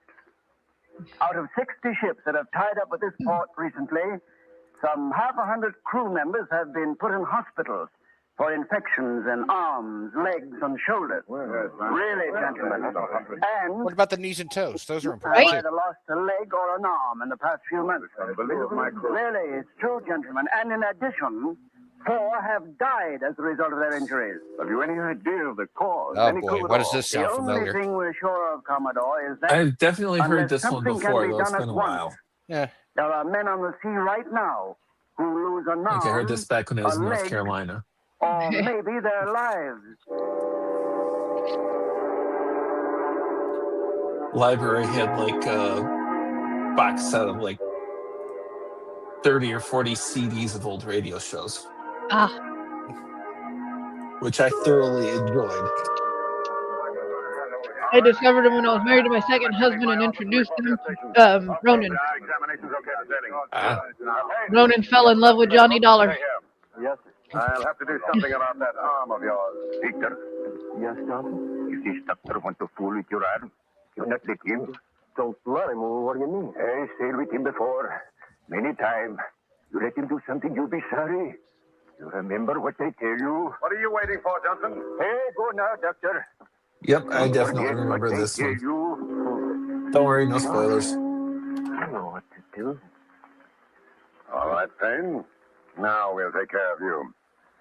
Where'd you get the vaccination? Well, I got it in Harvard. I went to that doctor you told me about. Oh, yes, I'd forgotten. Well, you've got a bit of an infection. Place your arm on the table. Oh, listen, Doc, I don't want to go home to my mother with my arm all tied up. She'd be scared to death. Now, look here, Payne. I can't force you to slip into treatment. But if you disregard my advice, I'll have your name stricken from the crew roster. Oh, no. You see, this is my first voyage. Well, I want to make good. Well, it's up to you. What do you want to do? I can't waste all day with you. Sounds kind of like, yeah, we can't have you on the crew if you don't take this Steady down. medicine. We call it medicine. Shoot. Yeah, it sounds amazingly familiar. I'm stopping there before we get in trouble. Fainted, eh? Yes, the reasons I stopped where I did. A very effective anesthetic. Now, Victor Payne will perform a real operation.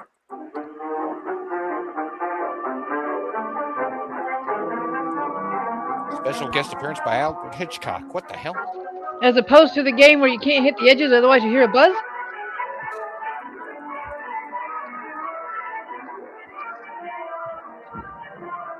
And Tier wants an action-packed expense account. I just want an expense account. Come on, you look tired. What's the matter? Yeah, I hear that. I don't care if it's action-packed or not. In fact, I'd be rather boring. Right. Exactly. Fun is right. I've never had so much fun thrust upon me in such large doses in all my life. Oh, you mean the cruise director? I mean the cruise director. That voice of his will haunt me for the rest of my days. Having fun this morning, Mr. Cranston. Join the deck games, Mr. Cranston. They're fun. Play bridge, Mr. Cranston. It's loads of fun. Be sure to come to the dance tonight, Mr. Cranston. It's going to be fun, yes, I know. Okay, restrict that man to decaf. Right? In the stern of the ship, that group of seamen, they've been gathering in little knots like that for the last few days. What do you suppose it means? Restrict his caffeine or stick him on a turbine engine to, make electricity. I don't like it. Never have to worry about fuel ever again for Blair that running shit. down from the bridge. Come along, Marco. Let's walk back and see what it's all about. Well, not too close, Lamont. Don't worry, Marco. Well, I don't like the look of it. Give me the rig. Yeah, let me try it. Let me go. Oh, there we go. What's going on here? You, Johnson. Get right there. Okay, what the hell's going on? Are they trying to restrain the Swedish chef? What the hell? Dr. Baitlaw. Yes, Captain. What happened? Why did this man strike you? I'm sure I don't know. I came out of my cabin and he jumped on me. You go below, skipper. You look at young Payne, then you know I hit him. Victor Payne, the cabin boy? What's wrong with him? If we don't get the proper medical attention right soon, Skipper, the lad will lose his arm. He's been lying in his bunk screaming with pain for 2 days. And this sawbones won't do anything for him. What does this mean, Doctor? What happened to the cabin boy? He was vaccinated and half infection set in. His arm is swollen a bit. Big? His arms were big like two arms. Now, what have you done for the boy, Doctor? All I could. Needs an operation, but we haven't the facilities aboard. We get to port tomorrow. I'll take him to a sanatorium where I can do the job right. It'll be all right to wait? I mean, there's no great danger? No, sir. Very well. Johnson. Yes, sir. This is a serious offense, striking a ship's officer. I can't let it pass. You'll have a hearing later. In the meantime, Matthews. Aye, sir. Put this man in irons. Put him in irons. Put him in irons. All right, Johnson, come on. You can put me in irons now. But I get that fella later. I'll fix him. All right. All right, now the rest of you, get back to your posts. Go on now. Come on.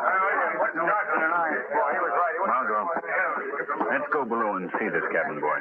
The one they say has such a bad arm. You think there's some truth to what the men say? I don't know, Margot. They may exaggerate, but I've always inclined to the belief that too many men can't be too far wrong.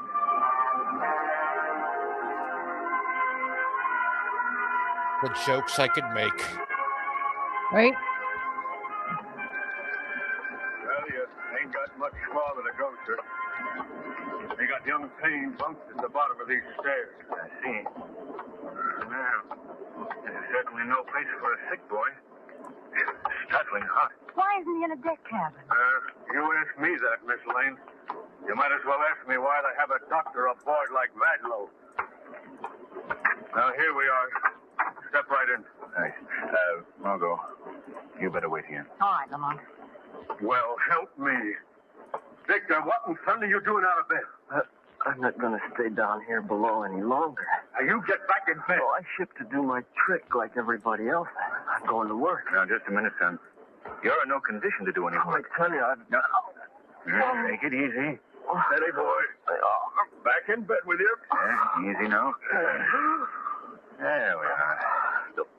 They'll never ship me again. I fell down in my first flight. Don't worry about that. You've got a man-sized job getting well on your hands. Victor, this here's Mr. Cranston, and come in, Miss Lane. Oh, thank you. Mr. Cranston and Miss Lane, Victor. They're passengers. They come down to see how you're doing. You mind if I look at your arm, Victor? No, sir. What? No bandage? See. That's a nasty wound. Why, the arm must be swollen more than twice its normal size. Tell me, Victor, how did it happen? Well, it started from a vaccination I got in Hov. A bit of infection set in. Well, I didn't think it was much, but Dr. Bedlaw, he said it was serious. Oh, I see. Mr. Cranston. Yes, Victor. I won't lose my arm. Oh, I can't do that, sir. I gotta work. You see, there's somebody depending on me. That's why I came to see, because there wasn't any work at home. Oh, Victor, don't lose your courage. Oh, it's my own fault I'm in this mess. I was warned against Vadlaw. Warned? By whom? Newt Johnson. He told me not to let Vadlaw touch me. Johnson? The man who struck the doctor? Oh, I see. Oh, Mr. Cranston. How do you do, Miss Lane? How do you do, Captain? You've met Dr. Vadlaw, I believe. Yes, Dr. Bedlaw, I've met before. How do you do? Captain, I don't think this boy should be kept down here. I'll be glad to pay for a deck cabin. Oh, that won't be necessary. I had no idea he was so badly off. I'll have him moved at once. Just a minute, Captain. I think I should be consulted in any plans that affect my patient. Well, surely, Doctor, you don't object to his being moved out of this hot, humid place. I wouldn't object, Miss Lane, if I thought it was best for the patient. But you refuse to allow the boy to be moved? Until my judgment dictates otherwise, yes.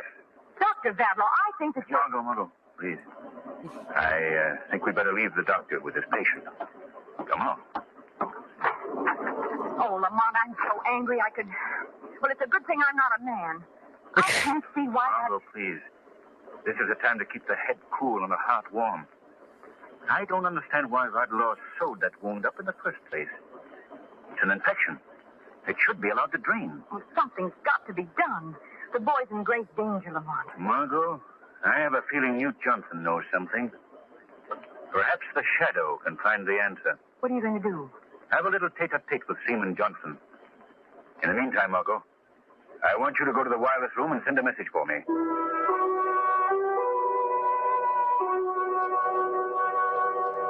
K-Show, how you doing? Hey, Keishel. Hey, Keishel.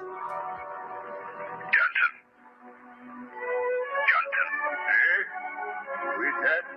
I am the shadow. Shadow?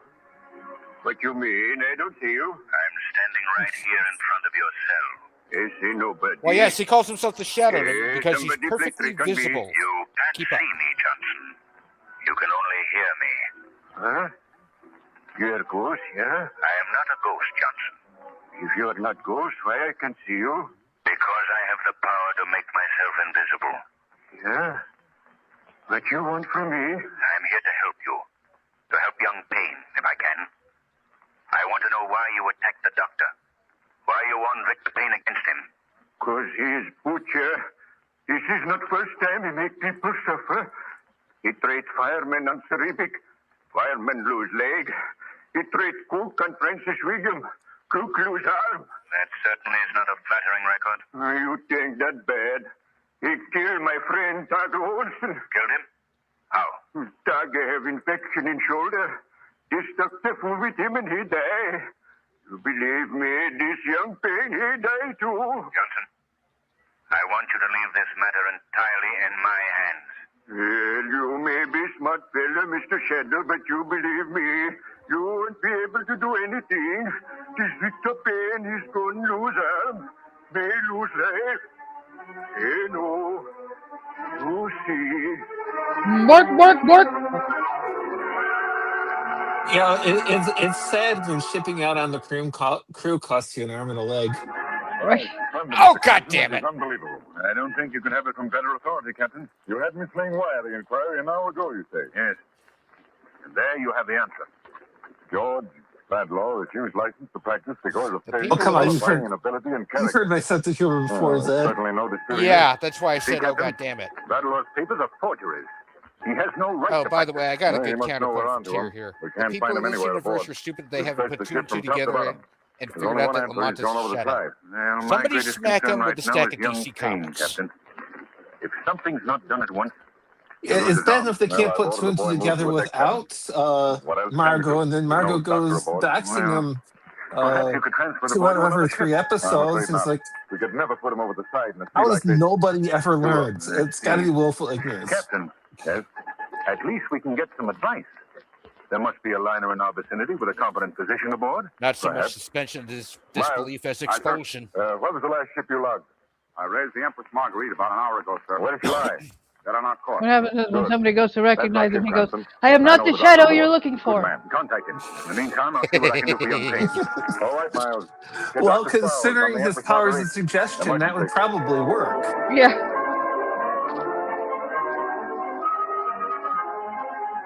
No, it'd probably be more like, I am not the shadow you're looking for.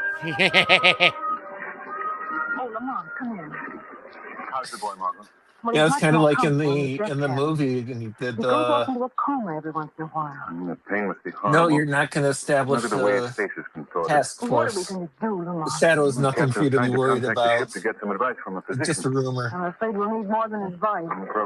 Oh, Captain Hey, Bragg. Pat. Any luck? Yeah, I've got an answer from the Empress Marguerite. Good, let's hear it.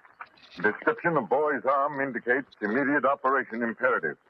In absence of licensed physician, suggest job be done by ship's officer or responsible layman. How can that... Wait, Morgan. Will direct operation with complete instructions via short-wave radio. Answer at once. What does he mean? he'll Happens direct to the the best of us, operation? Pat. We'll have to set up a two-way radio so we can talk with the operator while the boy's on the table. Captain, that boy's life is in your hands. In my hands. You're the ranking officer. You'll have to operate. Oh, no, Cranston. That's out of the question. I don't know the first thing about surgery. Lamont, why don't you do it? What? You've had some medical training. But I've never done anything like that. You've had medical training? Cranston, you must. For the boy's sake. That youngster's life is at stake, Lamont. You can't let him down. Captain, yes? How long will it take to hook up the shortwave set? Oh, about 15 minutes. All right. Tell the Empress Marguerite we'll operate in 15 minutes.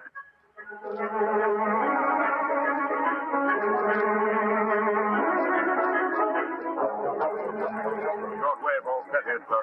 You ready, Cranston? Yes, Captain. Margot, how about you? I'm ready. Good. I'll give you the go-ahead, sir, in just a second. As soon as I raise the Marguerite. As soon as you can. Here, Cranston.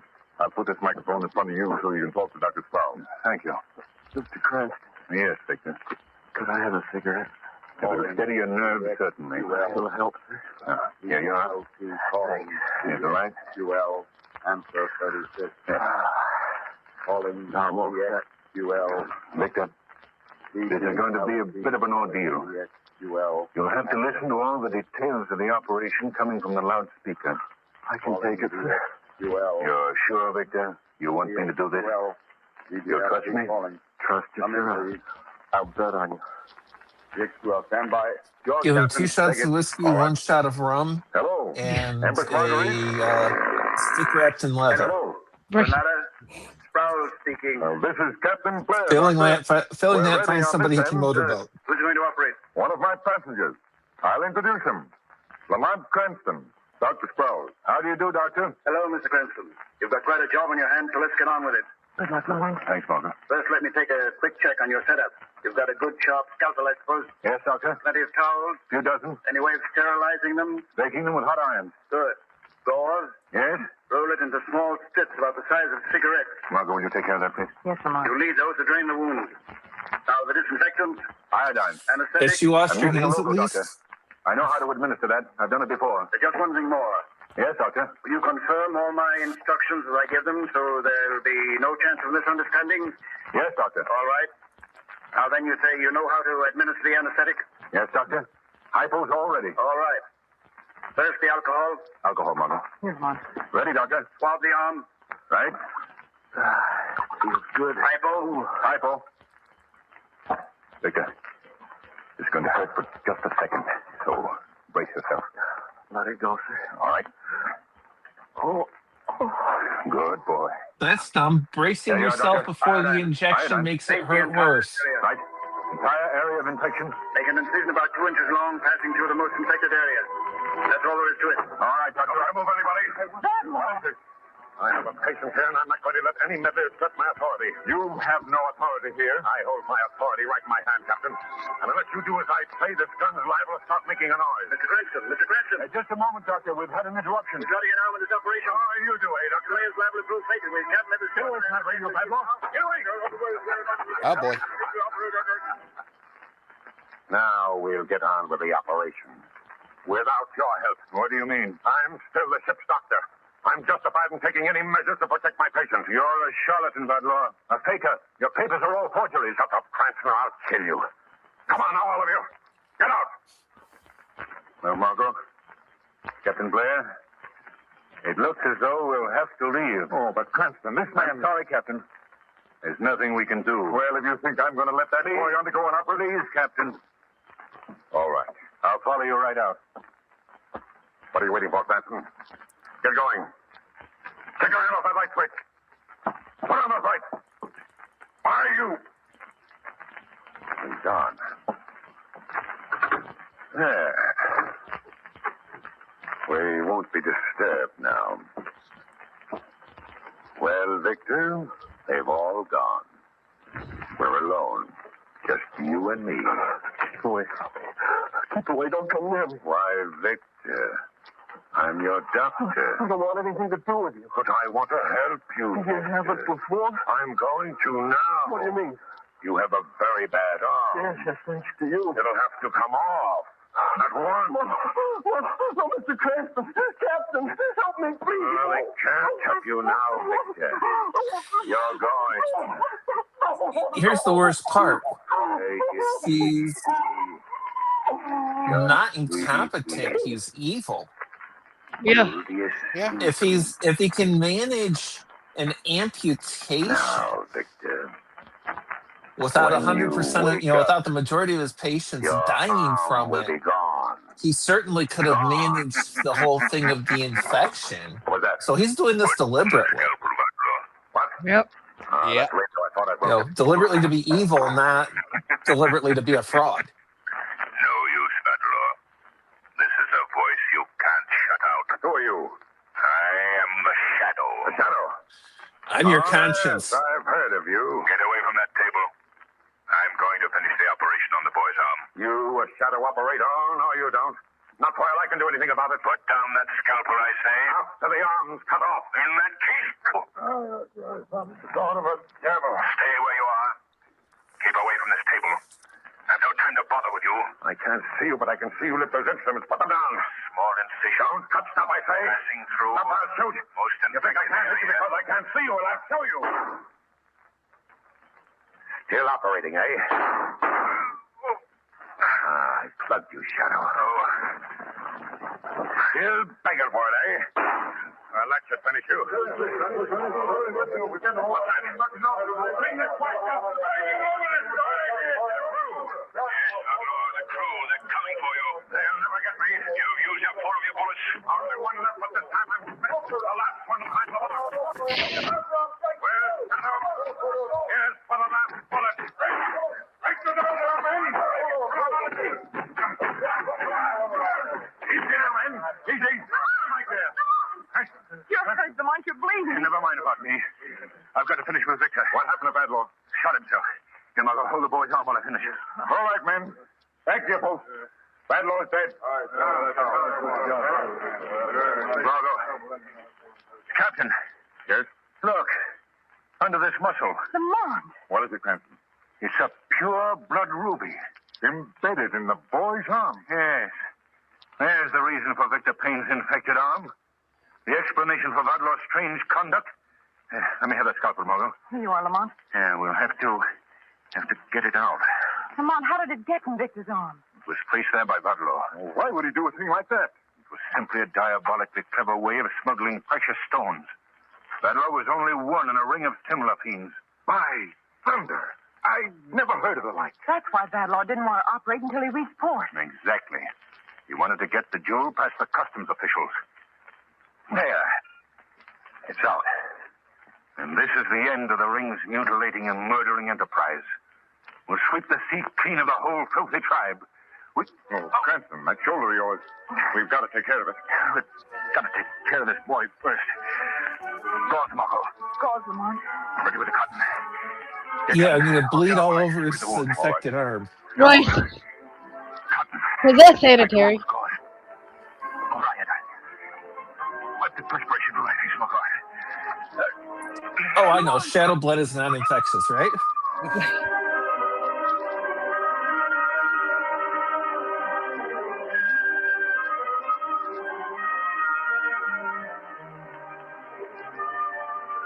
Look, Lamont. Here's an article in the newspaper that should give you some satisfaction. Yes? What is it, Margot? Listen. Surgery smuggling ring broken. 10 fake doctors taken into custody. Their private hospital raided. Well, I guess that winds up the case very effectively. Listen, Lamont. It says that the ring had their own hospital where they extracted the gems from the unsuspecting carriers. Yes, that was Victor Payne was. An unsuspecting carrier. Well, Victor's none the worse for his experience, and the ring is broken. Vadlaw is dead. Yes, and your wounded shoulder is healing very nicely. The doctor told me this morning that you'd be up and around again in a day or so. That's good news. I imagine that if I take care of myself, eat the right food, exercise, build myself up, that eventually I'll be in proper condition to take another rescuer at sea. That ends our broadcast day. Da-da-da. Once again, all the links to everybody that has shilled something is in the description box below. If you cannot contribute, try and share it out into social media. For those that are asking for help, as far as Rumble and Minions, share it far and wide because, you know, the more subscribers, the merrier. Say goodbye, everybody. See ya. And bye, everybody. And as I like to say, be good. And if you can't be good, at least be good at it. And make sure there are no cameras around. Bye.